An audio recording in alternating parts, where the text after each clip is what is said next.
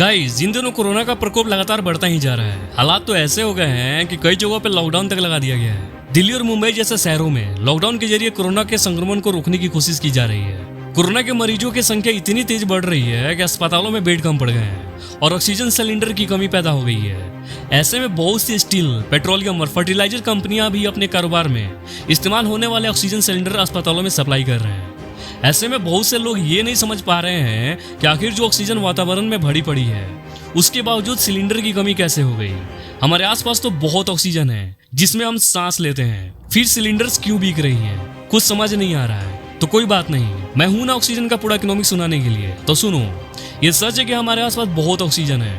हमें ये भी पढ़ाया गया है कि 21% ऑक्सीजन है एटमॉस्फेयर में, लेकिन जब हम सांस लेते हैं तब ऑक्सीजन के साथ साथ और भी गैस जैसे नाइट्रोजन, कार्बन डाइऑक्साइड, हाइड्रोजन, नियन, आर्गन, ऐसे बहुत से गैस भी हमारे फेफड़ों के अंदर चला जाता है। तो जो हमारा फेफड़ा होता है ना, वो ऑक्सीजन को सेपरेट करके बॉडी में भेज देता है और बाकी गैसेस को जब हम सांस छोड़ते हैं तो उस समय बाहर फेंक देता है। तो ये है गॉड द्वारा बनाया गया हमारे बॉडी में ऑक्सीजन फिल्टर। ये ऐसे काम करता है। लेकिन जब कोई बीमारी आपके फेफड़ों पर ही अटैक कर दे तो आप ही बताओ कि हमें ऑक्सीजन फिल्टर करके हमारे बॉडी में कौन भेजेगा।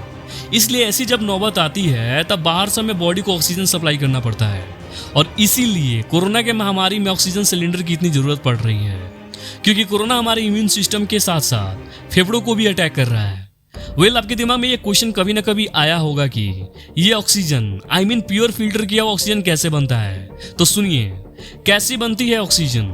Oxygen gas cryogenic distillation process के जरिए बनती है और इस प्रोसेस में हवा को फिल्टर किया जाता है ताकि धूल मिट्टी को हटाया जा सके। इसके बाद कई स्टेप में हवा को कंप्रेस किया जाता है। उसके बाद कंप्रेस हो चुकी हवा को मॉलिक्यूलर चैनल एब्जॉर्बर से ट्रीट किया जाता है ताकि हवा में मौजूद पानी के पार्टिकल्स, कार्बन डाइऑक्साइड और हाइड्रोकार्बन को अलग किया जा सके। इस पूरे प्रोसेस से गुजरने के बाद कंप्रेस हो चुकी हवा डिस्टिलेशन कॉलम में जाती है जहां इसे ठंडा किया जाता है। यह प्रोसेस एक plate fin heat exchanger and expansion turbine के जरिए होती है। ऑक्सीजन को -173 डिग्री सेंटीग्रेड तक ठंडा किया जाता है जिससे उसे डिस्टिल किया जाता है। बता दें कि डिस्टिल के प्रोसेस में पानी या तरल को उबाला जाता है और उसकी भाप को कंडेंस करके जमा कर लिया जाता है। इस प्रोसेस को अलग अलग स्टेज में कई बार की जाती है जिससे नाइट्रोजन, ऑक्सीजन और आर्गन जैसी गैसेज अलग अलग हो जाती हैं। इसी प्रक्रिया के बाद लिक्विड ऑक्सीजन और गैस ऑक्सीजन मिलती है जिसे एक टैंक में स्टोर किया जाता है। ऑक्सीजन को कोई आम टैंक में नहीं रखा जाता है। एक खास प्रकार की टैंक होती है जिसे क्रायोजेनिक टैंक कहते हैं, जिसमें बहुत ही अधिक ठंडे लिक्विड को रखे जाते हैं जैसे लिक्विड ऑक्सीजन और लिक्विड हाइड्रोजन। लिक्विड ऑक्सीजन बहुत ही अधिक ठंडी होती है। इसका स्तर -173 डिग्री के करीब होता है जो ऑक्सीजन के उबलने का स्तर होता है। क्रायोजेनिक टैंक में उन गैसों को रखा जाता है जिनका उबलने का स्तर -90 से अधिक होता है, जैसे ऑक्सीजन।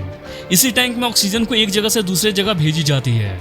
जिन विदेशों से ऑक्सीजन आ रहे हैं ना, वे इसी टैंक में आ रहे हैं। तो गाइज, ऐसे ऑक्सीजन तो कलेक्ट कर लिया जाता है, लेकिन एक और सवाल अभी भी बाकी है। सेपरेट किए गए ऑक्सीजन को छोटे छोटे टैंक्स में कैसे भरा जाता है। लेकिन उससे पहले एक और सवाल, ये छोटे छोटे ऑक्सीजन टैंक्स कैसे बनाई जाती हैं। तो सुनो, लंबे लंबे पाइप्स को कारखाने में ऑक्सीजन सिलेंडर के साइज में काट दिया जाता है जिसे बेस पाइप कहते हैं। बॉटम पार्ट को बनाने के लिए एक सर्कल प्लेट को सांचे में डालकर 800 टन प्रेशर अप्लाई किया जाता है जिससे यह प्लेट बॉटम का शेप ले लेता है और फिर इसे ओवर हीटिंग चैम्बर में डालकर इसे बेस पाइप के साथ जोड़ दिया जाता है। टॉप पार्ट जिसमें होल होता है उसे बनाने के लिए बेस पाइप को टॉप से राउंड शेप देने के लिए उसे हीट करके हार्ड मेटल से राउंड शेप में एज को मोड़ा जाता है।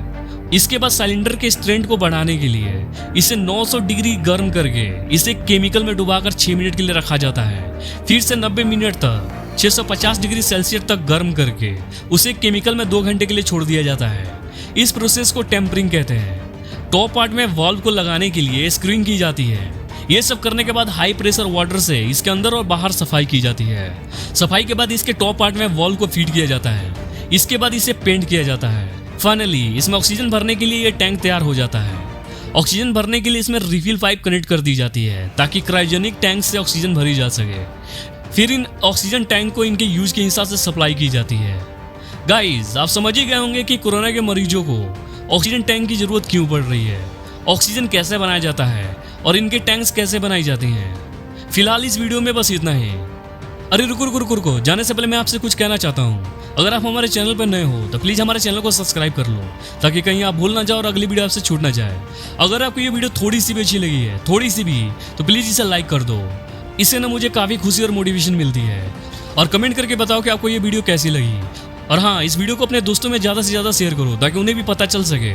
देखो, शर्माओ मत, फटाक से लाइक और सब्सक्राइब बटन को ठोको, और हाँ, बेल आइकन को दबाना मत भूलना। तो चलो, आज के लिए बस इतना ही। मिलते हैं अगले वीडियो में कुछ और अमेजिंग और इंटरेस्टिंग फैक्ट के साथ। तब तक के लिए जय हिंद, जय भारत।